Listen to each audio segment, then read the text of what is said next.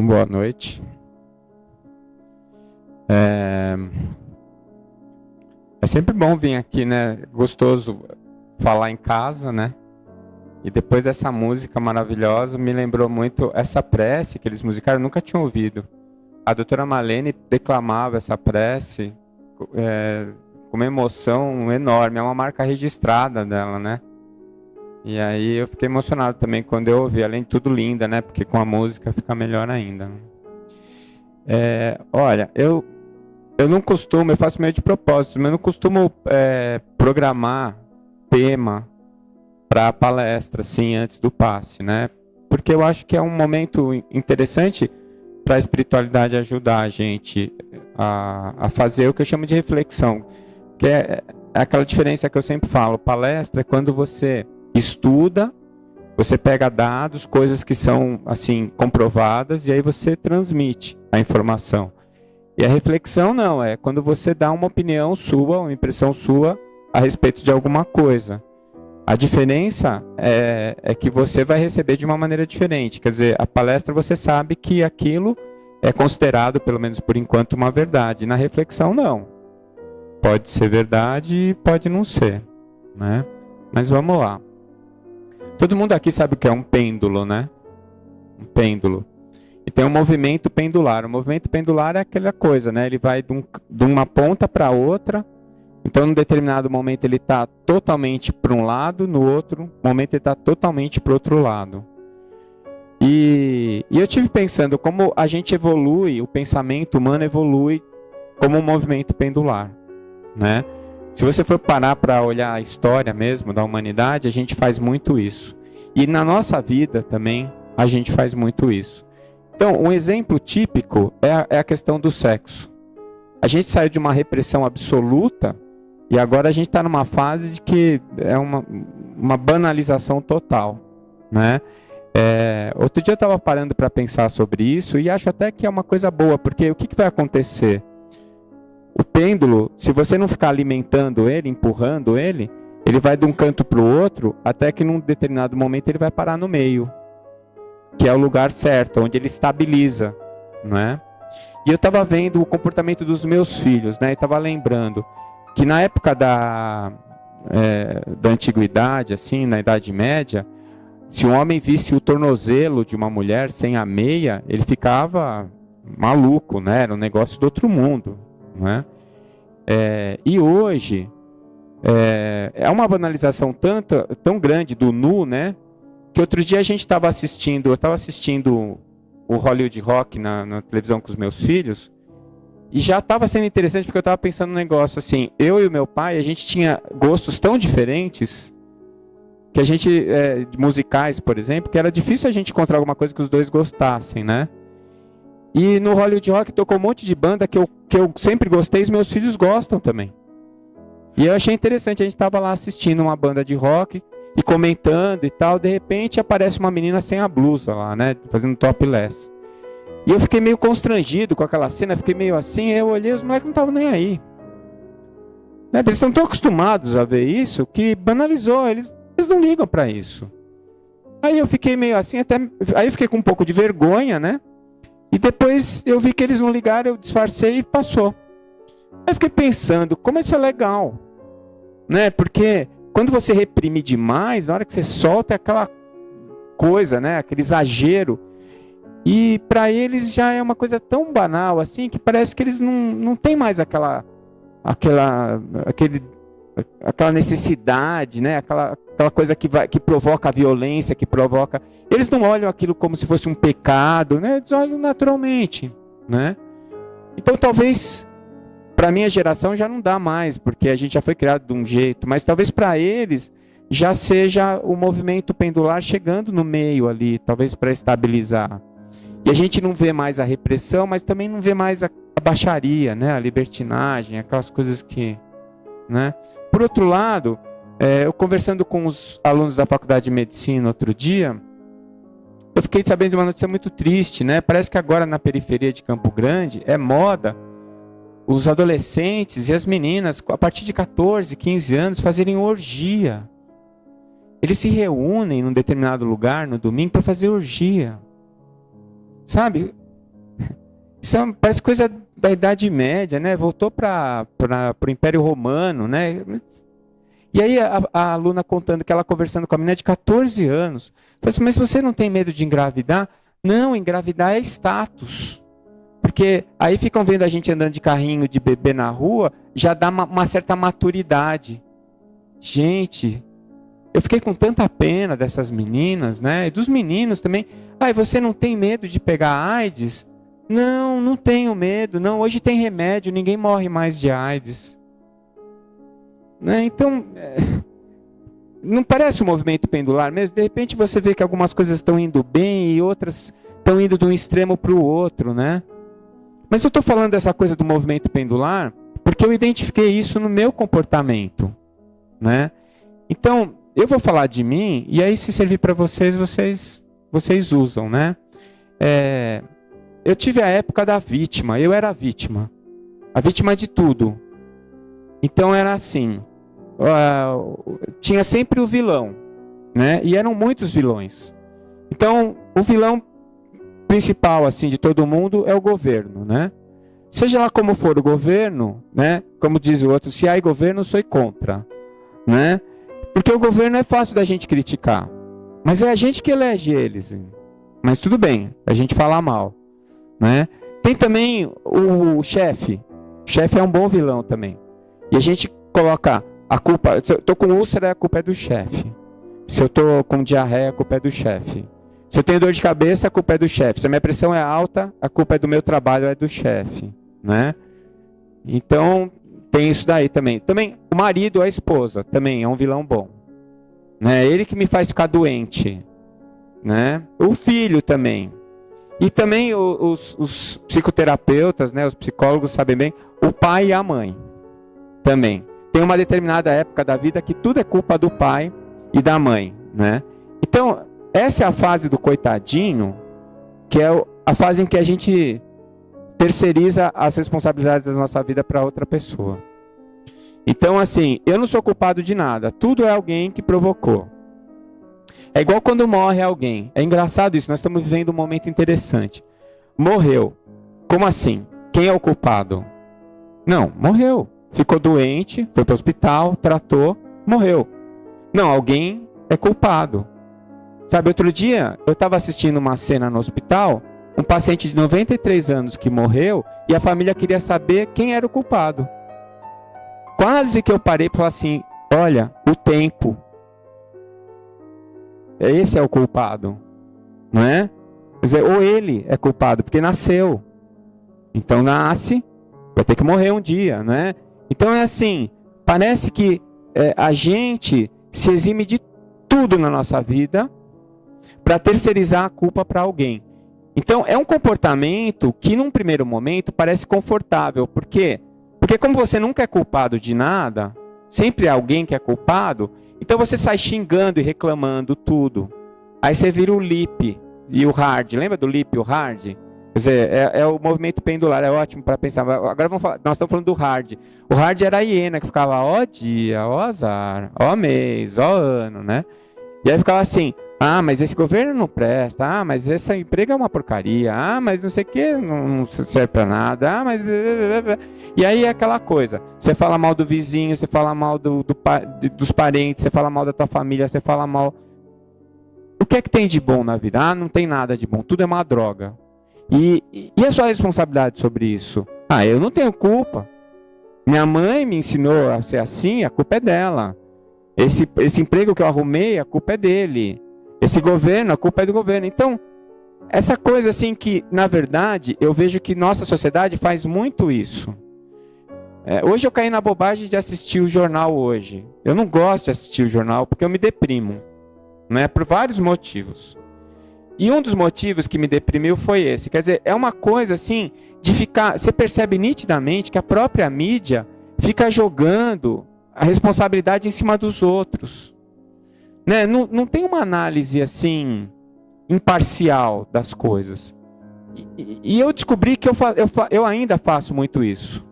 Né? Quer dizer, quando a coisa fica muito feia, é igual criança, né? Quando quebra alguma coisa, foi pegar uma xícara, quebrou a xícara. Aí bota de novo a asa na xícara e coloca devagarinho lá no armário e deixa lá. E pensa assim, a hora que a minha mãe for pegar, ela vai pegar, vai quebrar, ela vai achar que ela que quebrou. Não tem isso aí? Quer dizer, a gente se comporta meio como criança. Quando a gente faz alguma bobagem, a gente fica tentando escamotear a bobagem, que é para ninguém ver que a gente fez a bobagem. Como se a gente fosse perfeito, ou tivesse que ser perfeito. Mas também a gente não assume os nossos erros. Não assume as nossas responsabilidades. Aí, quando eu descobri isso, eu comecei a pensar muito na doutrina espírita, o que a doutrina tinha para me explicar. E aí eu comecei a ver isso, eu falei, olha, não adianta ficar jogando a responsabilidade em cima dos outros, eu tenho que assumir a minha responsabilidade. Eu preciso tomar a rédea da minha vida e das coisas que estão acontecendo comigo. E eu preciso começar a viver a minha vida de uma maneira real, ou seja, não adianta eu ficar sentado reclamando, eu preciso trabalhar, eu preciso fazer alguma coisa para mudar o que eu acho que tem que mudar. Aí eu pensei, poxa, eu estou melhorando, né? Daqui a pouco eu fico bom, já dá para desencarnar, né? Porque desencarnar quando a gente está ruim não é legal, né? Então tem que chegar lá já bom, assim, com tudo resolvido, né? Doce ilusão, né, pessoal? Mas tudo bem. E aí eu comecei a fazer esse movimento. Até que outro dia eu me percebi no movimento pendular. Porque eu saí de um extremo em que eu queria terceirizar todas as minhas responsabilidades e viajei para o outro extremo. E aí eu comecei a perceber que eu queria resolver todos os problemas do mundo. Então eu comecei a ficar deprimido, frustrado, chateado. Por quê? Porque eu tinha me determinado a resolver determinado assunto e não tinha conseguido.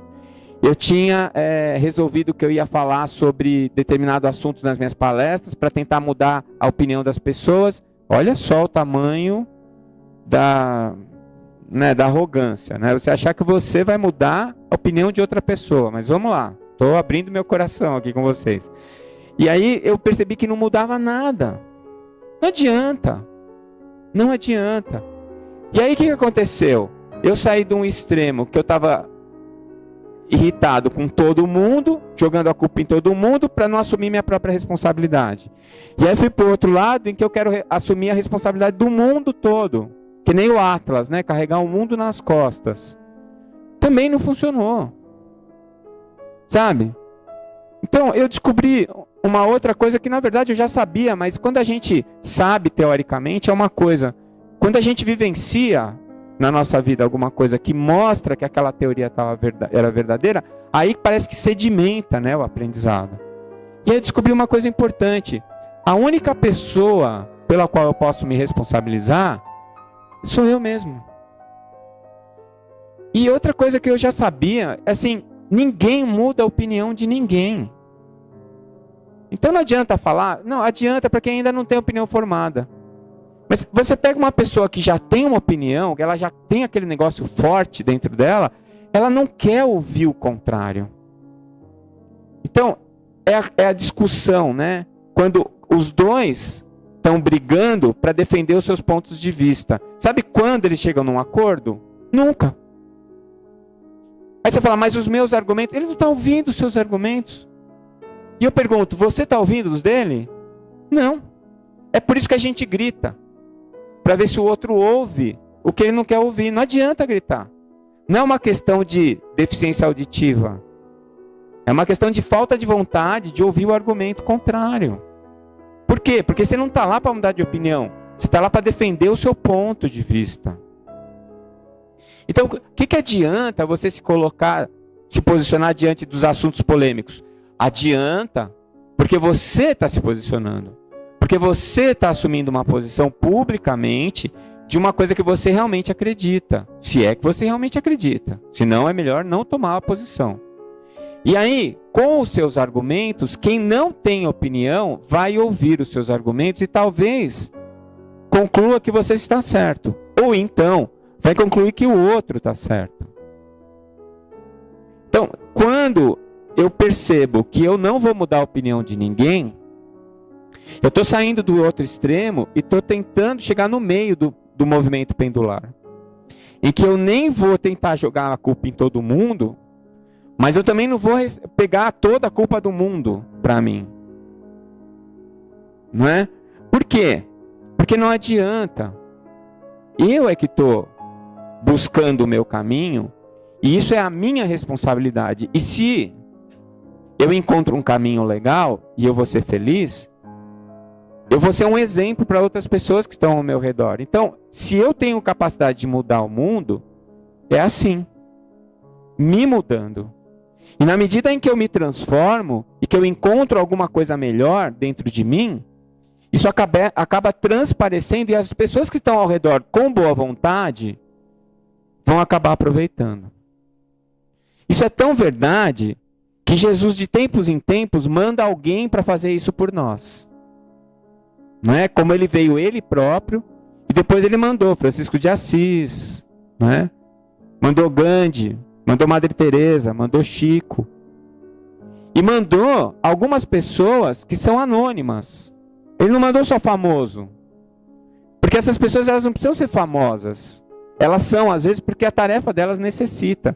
Mas isso é desconfortável para elas. Pode ver se Chico ficava confortável. Doutora Marlene me contou uma vez que quando elogiava o Chico, ele olhava com a cara feia para quem estava elogiando. E depois dava uma dura. Olha, se não dá para você falar alguma coisa construtiva, é melhor não falar nada. O doce Chico. Porque estavam elogiando ele. É desconfortável. Você acha que Madre Teresa estava preocupada? Né? No que os outros pensavam dela? Tem uma passagem famosa dela que ela estava dando banho em um paciente com Hansen, né? Com lepra. E muito, em más condições mesmo, com um cheiro muito forte, e ela estava banhando e tinha uns jornalistas perto. E um jornalista inglês olhou, estava perto ali, sentindo o cheiro ruim, falou: olha, Madre, a senhora me desculpa, eu vou ter que sair. Esse é o tal da coisa que eu não faria nem por 10 milhões de dólares. E ela virou para ele e falou assim: nem eu, meu filho. Não é?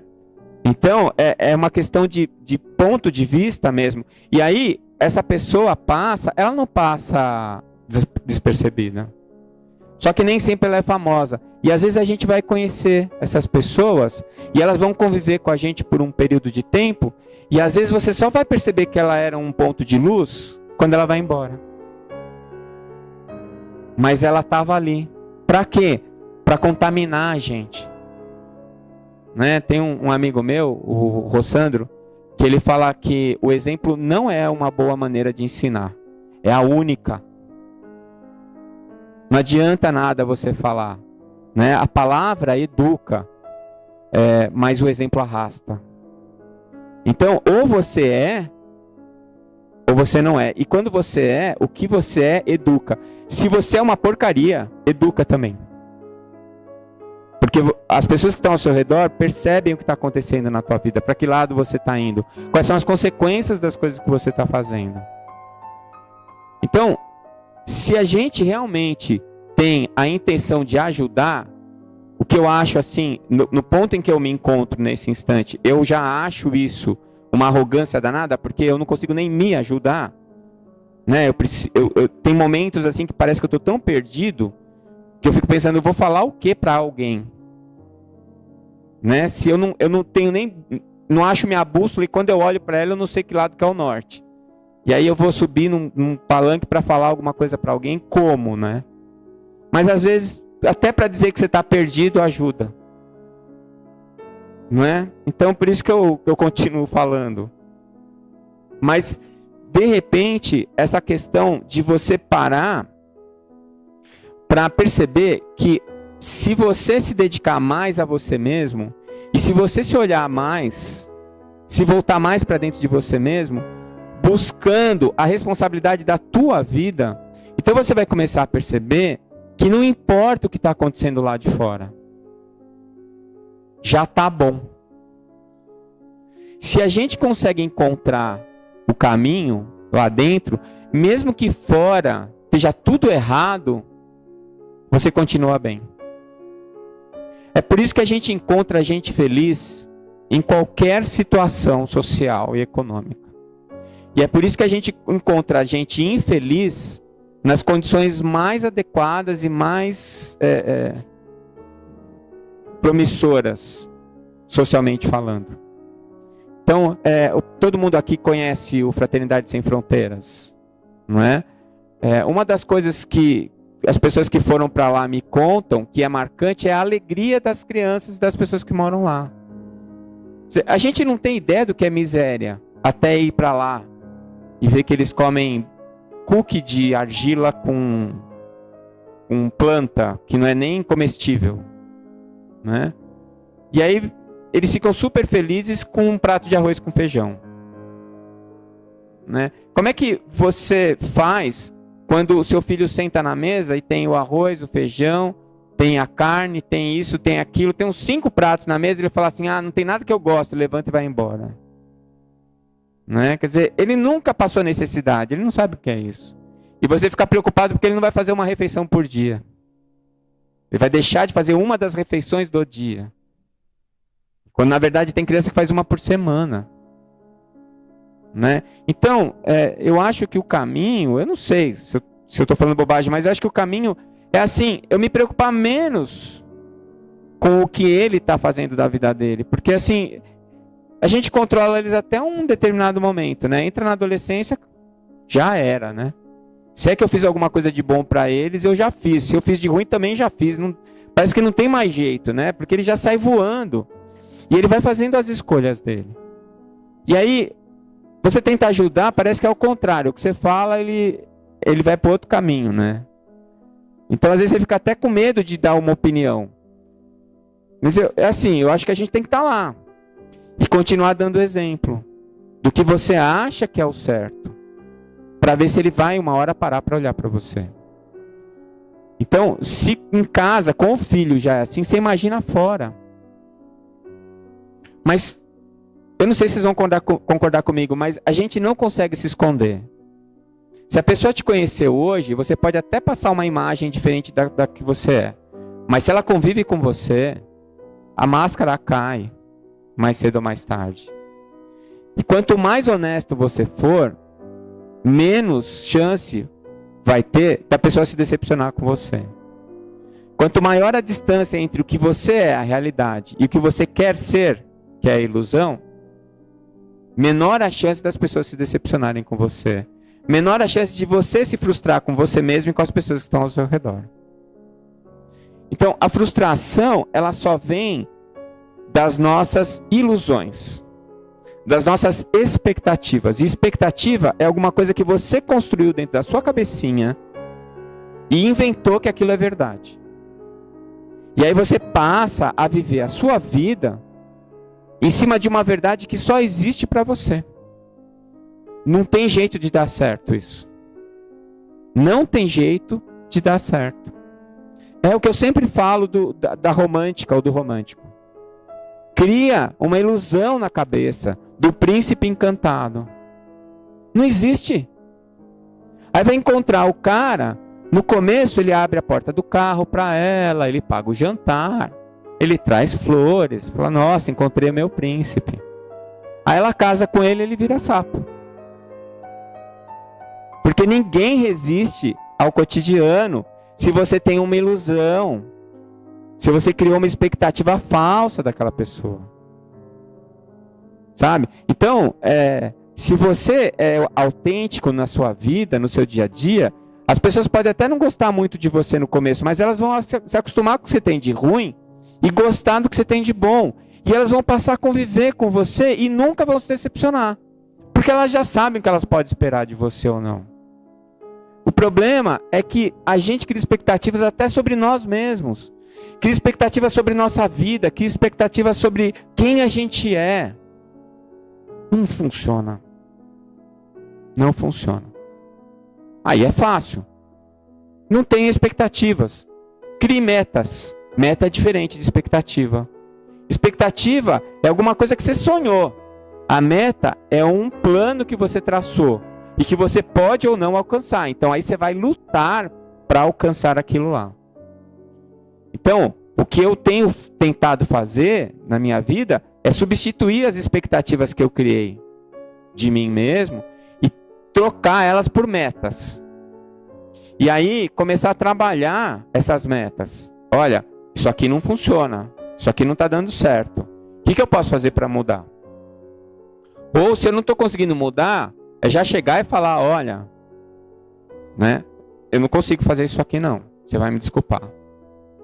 Já chega de cara para a pessoa. Olha, então nós vamos contar com você para você vir toda semana aqui. Olha, eu não funciono assim. Você me desculpa. Para mim não dá certo. Eu sou bom para outras coisas. Você quer contar comigo para fazer uma outra coisa? Aí você vai descobrindo o que você tem talento para fazer. E aí você se oferece de uma maneira real. E para isso eu sirvo. Para aquilo não dá.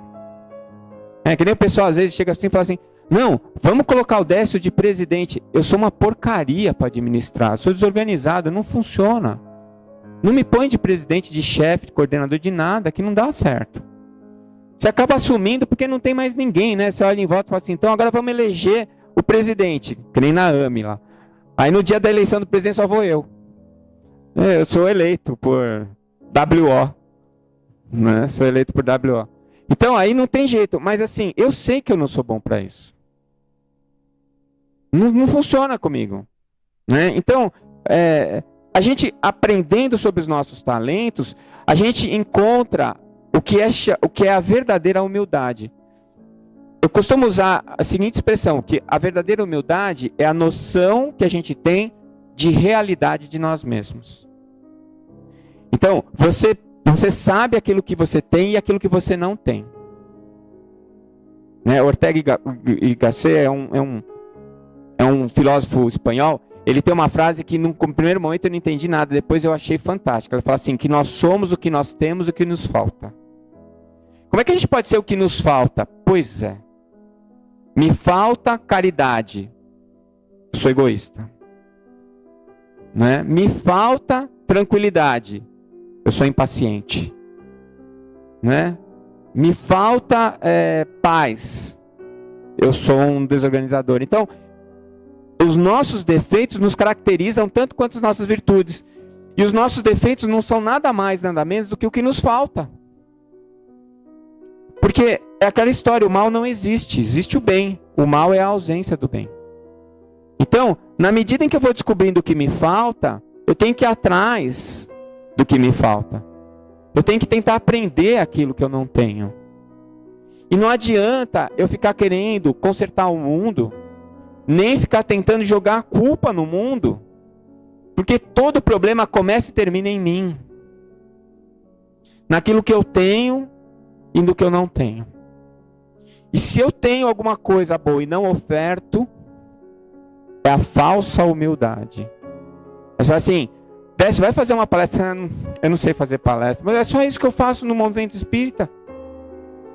Eu preciso fazer. Eu tenho que pagar minha conta no karma lá. Eu preciso arrumar um jeito de chegar lá no nosso lar de uma maneira melhorzinha. Eu consigo fazer uma palestra razoável, então eu vou fazer. Agora, vamos colocar o Décio presidente do centro. Não faça isso. Vai aumentar o meu débito. Isso eu acho que isso é noção de realidade. Então não adianta você chegar e falar assim, eu gosto muito dele porque ele não fala mal de ninguém, o Décio. Eu já estou nesse ponto. Não fala mentira que Deus castiga.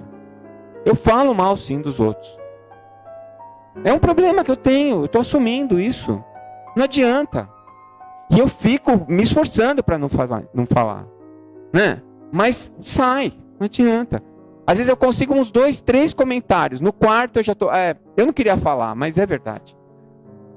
Eu sei que vocês não falam mal de ninguém, mas eu tenho essa dificuldade. Então, na medida em que eu vou assumindo a realidade de mim mesmo, eu começo a viver uma vida mais real. E aí eu vou me decepcionar menos comigo mesmo. E quem está ao meu redor vai se decepcionar menos comigo também. Né? Então, se eu sou arrogante demais para não assumir os meus erros, eu estou de um lado do movimento pendular. E aí eu jogo a culpa em alguém. Se eu sou arrogante demais para achar que eu posso resolver todos os problemas do mundo, eu estou no outro lado do movimento pendular. Também não vou ser feliz, nem vou fazer ninguém feliz. O que é que eu preciso? Eu preciso descer do banquinho e descobrir o que realmente eu posso fazer e o que ainda não dá. E o que eu posso fazer, eu tenho que fazer para ofertar para os outros. É uma moeda de troca. olha, eu sei fazer isso, eu te dou. Isso daí que eu sei fazer. Em compensação, tem isso que eu não sei fazer. Você dá para mim essa parte que eu não sei? E aí a gente vai trocando. A gente vai permutando. E nessa troca, todo mundo aprende. Porque o que eu sei fazer já, de tanto você observar, você acaba aprendendo. E o que eu não sei, eu vejo você fazendo, eu também vou aprender. E aí nós dois vamos descer do banquinho e nós vamos chegando no meio. É a hora que o pêndulo para de balançar. E um dia, se Deus quiser, o meu pêndulo vai parar de balançar. Hoje, depois que eu assisti o jornal, eu entrei no carro querendo jogar uma bomba atômica em Brasília. Não é? Mas o que adianta? Todo mundo não é todo mundo porcaria. Eu escrevi isso outro dia num post na internet, respondendo para uma amiga minha, e um monte de gente falou, coitado, não sabe de nada, né? Todo mundo detonando. Então, se é tudo tão ruim, o que nós estamos fazendo aqui? Se não tem mais solução, vamos dar um tiro na cabeça? É isso? Não. Então vamos tentar ser mais otimista, sem ser ingênuo. Não é? Dá para ser, não dá? Mas tem que fazer um esforço para tentar. Mas dá para ser. Então, essa é a minha reflexão de hoje. Eu queria contar uma última experiência que eu tive, que me recordei agora com a prece, né? A doutora Marlene, que era a minha orientadora encarnada, agora é a minha orientadora desencarnada, ela desencarnou agora dia 5 de janeiro. Eu estava fazendo uma pesquisa e ouvi uma entrevista que ela deu para a Jônia, na rádio Fraternidade, Coração do Mundo. E ela falou lá que ela conheceu o Chico no dia 5 de janeiro. Foi o dia que ela desencarnou, dia 5 de janeiro. Né?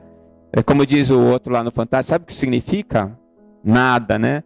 Mas eu achei interessante porque ela dizia que o Chico gostava dessas datas casadas. E que ele tinha desencarnado no dia que ele tinha programado, porque era uma data casada, com outras datas importantes para ele, de outras vidas inclusive. E de repente ela pode ter feito isso também, como ela é discípula do Chico. Né? E ela desencarnou dia 5 de janeiro, e depois de uns 4 meses, 5 meses, eu estava passando por uma dessas crises, assim, de ou tá de um lado do movimento pendular, ou tá do outro, né? Ou eu estava achando que o mundo não prestava, porque eu achava que o mundo era uma porcaria, que não adiantava eu fazer nada, ou eu estava reclamando de mim mesmo, porque eu não conseguia mudar o mundo, né? E numa dessas crises, foi a primeira vez que eu ouvi a voz dela, né? E ela falou assim para mim, calma, Décio, você está muito nervoso. E eu ainda pensei assim, sem querer pensar, mas a senhora também ficava. Aí ela deu risada e falou assim, mas quando a gente está desse lado, a gente não consegue enxergar tudo. Agora do lado de cá eu estou vendo que está tudo onde devia estar. Que as coisas todas estão nos seus lugares. E que as pessoas certas estão nos lugares certos. E que tudo vai terminar como tem que terminar. Sabe, depois que ela falou aquilo, me deu uma sensação de paz. E eu me lembrei de uma das coisas que ela falava, que me acalmava demais. Ela falava assim, Décio, nunca se esqueça que Jesus está no leme. Bom, se Jesus está no leme, relaxa. Vai dar certo. É só você cuidar para não cair do barco. Porque o barco vai para o lugar certo, se ele está no leme. O que pode acontecer é a gente cair do barco. E nós estamos passando uma fase agora de transição do planeta que vai ter muita gente que vai cair do barco. Vai cair em outro barco. Fica tranquilo também. Não é? Mas esse barco agora que vai ficar legal. Agora que vai parar de balançar. Agora que vai dar menos náusea. Então o bom é ficar. Né? Quem cair vai para um outro barco que está balançando igual ou mais do que esse. Então eu me lembrei na prece dela, me lembrei dessas palavras dela. E quando eu penso nisso, eu fico mais otimista. Sabe? Bom, Jesus está no leme. Ele não brinca em serviço. E tem tanta gente boa ao redor dele. Tem Maria, tem Dr. Bezerra, que está mais próximo de nós, não é? Tem tantos espíritos iluminados que estão próximos da gente, a gente acha assim, né? A gente mitifica.